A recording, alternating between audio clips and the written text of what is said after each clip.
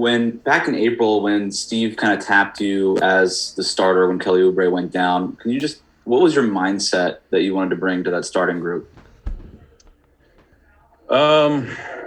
Just energy, a little defensive presence, a little ball pressure, just the intangibles. That starting lineup with Steph, Draymond, Wiggs, that's a ton of firepower. Obviously, Loon being a vet, it puts a lot of experience in that starting unit. So just bring a ton of intangibles, and I've been shooting the ball pretty well this year. So providing some court spacing for my guys so they can operate. Next up is Connor Letourneau, San Francisco Chronicle. Kent, I just wanted your thoughts on the young guys like Jordan and Juan. How do you feel like how prepared do you feel like they are for this moment, and how eager are you to see them in this type of setting? I think the landscape of sports has changed as far as guys being ready for the moment. The amount of fearlessness that this younger generation has is unreal. I mean, you see it across all sports.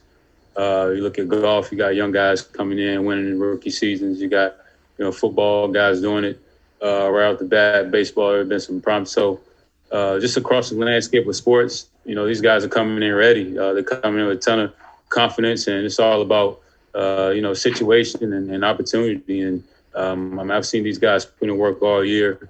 It's just like I said last interview, it's just the fruits of their labor starting to show.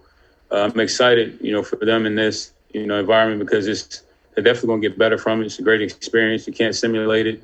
And moving forward beyond the season, it'll pay big dividends. We'll do two more for Coach Kerr, starting with Connor Letourneau and then Mark Medina. Steve, how excited are you to see Juan in a postseason environment? And are you pretty confident that he'll be able to maintain his level of play in this type of environment?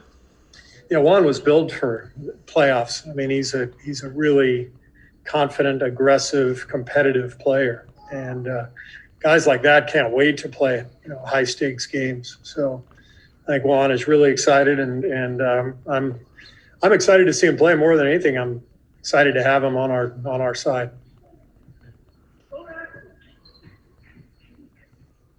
The next question is from Kendra Andrews. Hey, Juan. I know that you guys take a one game at a time approach, but just a couple moments ago, you said this is like the NCAA tournament, win or go home. Technically, even if you do lose, you have another chance. But are you guys viewing this as we need to win this game? Like, we don't even want to play in that second opportunity game to get into the playoffs? To be honest, we haven't really talked about the idea of even playing. I mean, obviously we know it's there, but that is our mentality. We must win this game.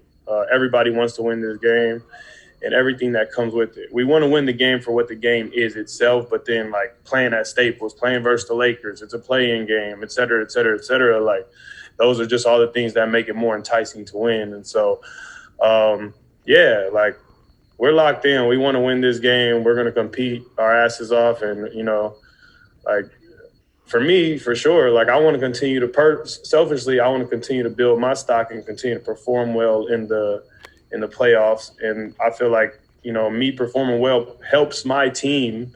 And I think that's the case at the end of the day. Everybody has to come and do their jobs and put us in the best position to win. So, I'm going into this game like it's a win or go home.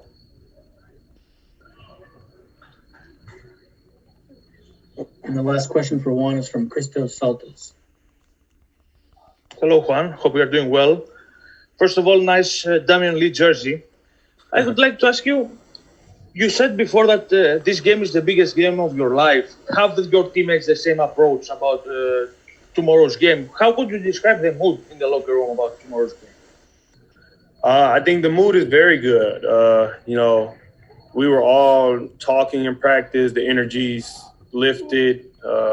Everybody's in good spirits. And I think that is in large part due to, the momentum we've built over the past few regular season games. Now, it's my first playoffs, you know, but I know that those guys out there know that it's a new season. They're very well experienced. But we're still going to ride that wave. We're still going to ride these good vibes. We got some great cohesiveness. You know, our net ratings have went way up. Our numbers have, you know, improved in, you know, various facets. And so I think there's just good vibes in the locker room. I think everybody's very excited. I think, you know, the Lakers are a very good team. They have undeniable talent on their team. But I think everybody feels like we can win this game. And so,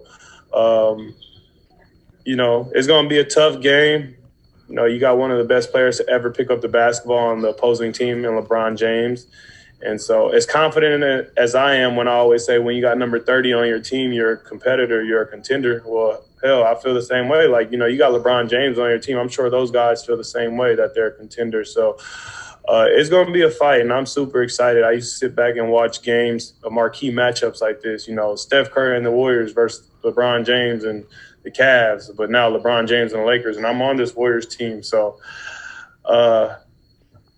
man, I'm so happy to be here. I'm so excited. I'm so excited to compete with the opportunity to really get into the playoffs and, you know, get going. All